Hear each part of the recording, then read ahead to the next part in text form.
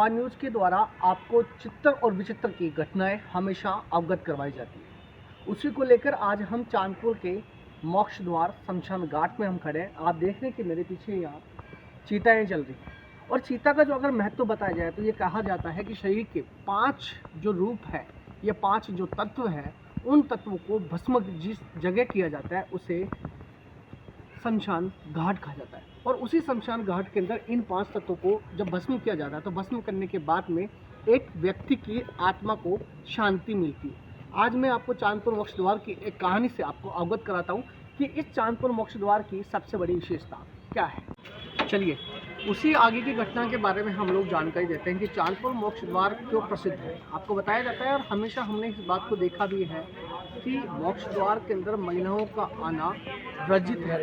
ऐसा माना जाता है कि महिलाएं नहीं पाती, लेकिन इस चांदपुर मोक्ष द्वार में महिलाएं आती भी है। और सबसे बड़ी अगर रोचक बात की जाए तो रोचक बात जो है मैं आपको बताने जा रहा हूँ कि यहाँ पे काली माता का मंदिर है, जिसे शमशान वाली या मरघट वाली काली माँ कहा जाता है।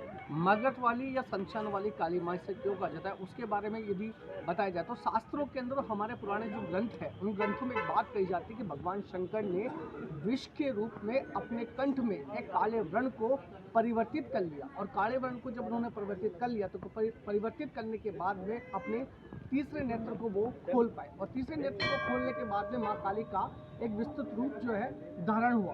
और वही एक विस्तृत रूप धारण होने के बाद में माँ काली शमशान घाट के अंदर जब विराजमान हुई तो उसे मरघट वाली माँ कहा जाए या काली माँ कही जाए। और उसी के लेकर हम आपको बता दें कि चांदपुर मोक्ष द्वार के अंदर काली माता का एक भव्य मंदिर है, जिस मंदिर में महिलाएं आती है, बेझिझक आती है, निर्भय होकर आती है, निडर होकर आती है, क्योंकि उन्हें एहसास होता है कि यह मरघट वाली काली माँ का उनके ऊपर आशीर्वाद सदैव विराजमान होता है। और उसी को लेकर जब भगवान शंकर ने उस कंठ के अंदर जब इस विष को वर्णित किया, उस विष का धारण किया और अपने तीसरे नेत्र को बोला तो वह काली माँ का एक रूप जो है परिवर्तित हो गया। और वही पार्वती माँ ने अपने शुद्ध आचरण से एक युद्ध को जीता और जिसे काली माता कहा गया। आप देख रहे हैं कि शमशान घाट के अंदर जो काली माता का मंदिर है, जहाँ महिलाएं भी आती है, काफी लोग भी आते हैं, अपनी मनोकामनाओं को पूरी भी करते हैं। और साथ में भैरव जी महाराज का जो स्थान है वो भी यहाँ विराजमान है, जो भक्तों की मनोकामना को पूरी करता है। साथ ही यहाँ पे जो श्रद्धा और मनोभाव से जो आते हैं उनकी मनोकामनाएं पूरी भी की जाती है। तांत्रिक और अघोरी बाबाओं का यहाँ स्थान है, जिनके द्वारा कई प्रकार की समस्याओं का निस्तारण भी किया जाता है। आज हम मंदिर के पुजारी हमारे साथ हैं, उनसे भी हम बातचीत करेंगे और काफ़ी जो भक्तजन हैं उनसे भी हम बातचीत करेंगे इस नवरात्रि के पावन तौर पे। जिस प्रकार से भक्त अपनी मनोकामनाएं अगर मांगते हैं तो उनकी मनोकामनाएं किस प्रकार से सिद्ध की जाती है। मंदिर की स्थापना हुई कितना टाइम हो गया और अब ये मंदिर कितना पुराना हो चुका है? सारे सबसे ज़्यादा पुराने हमारे जी महाराज ने ये जो विचार विमर्श करेंगे बहुत अच्छा करेंगे। कितना टाइम हो गया मंदिर को? मंदिर को तो काफ़ी समय हो गया, पर मुझे 30 साल हो गए। पंडित जी बात पूछना चाहता है कि हमेशा ये कहा जाता है, शास्त्रों में कहा जाता है कि शमशान घाट पर महिलाओं को आना प्रवेश वर्जित होता है क्योंकि उन्हें डर होता है। लेकिन चांदपुर शमशान घाट एक ऐसा मंदिर है जयपुर शहर की अगर बात की जाए कि जहाँ महिलाएं बेझिझक होकर और निडर होकर आती है और काली माता के दर्शन भी करती है। और रात को 10-10-12 बजे हम लोग देखते हैं कि महिलाएं आती है। तो क्या आपका ऐसा महसूस नहीं होता है, डर की भावना आपको महसूस बिल्कुल भी नहीं होती, मेरे को तो बहुत अच्छा लगता है। कितना समय आ गया आपको इस मंदिर में आते? मेरे को तो 4 साल हो गए। और अभी तक मंदिर में आने के बाद में जब भी आप लोगों ने कोई मन्नत मांगी है तो क्या पूरी हुई है, बहुत अच्छी। माँ इतने संकट से दूर करती है।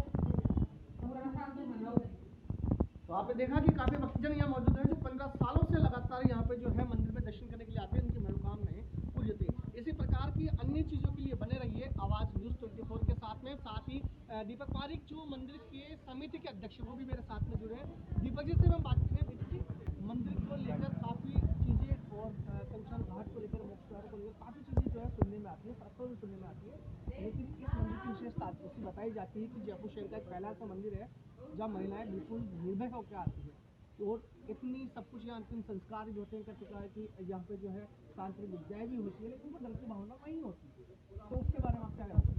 मैं आपको बताना चाहता हूँ सबसे पहले तो ये मंदिर काफ़ी वर्ष पुराना है, कम से कम 100 से ऊपर वर्ष पुराना है। और यहाँ काफ़ी महात्मा आए जिन्होंने मूर्ति को स्थापित करी।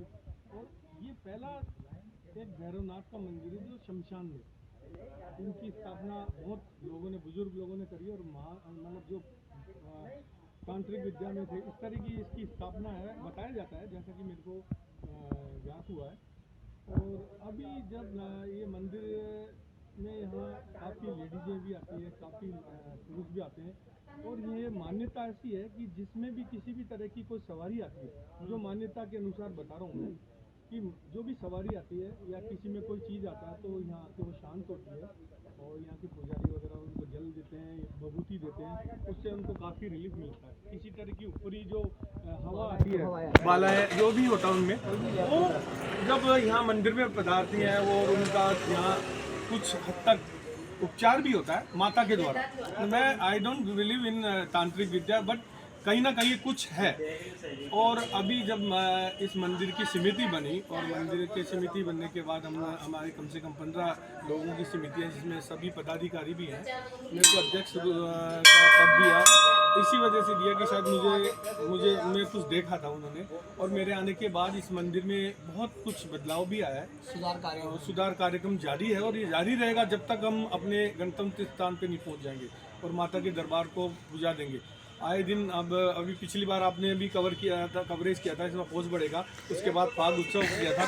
अब हम 26 तारीख को, कल रविवार को, भव्य झांकियाँ, माता की झांकी है, उसमें सुदामा झांकी है, उसमें बजरंग बली की झांकी है, और पारस मणि आर्केस्ट्रा द्वारा, पारस मणि म्यूजिकल ग्रुप है, बहुत अच्छा फेमस, उनके द्वारा यहाँ जागरण भी होगा।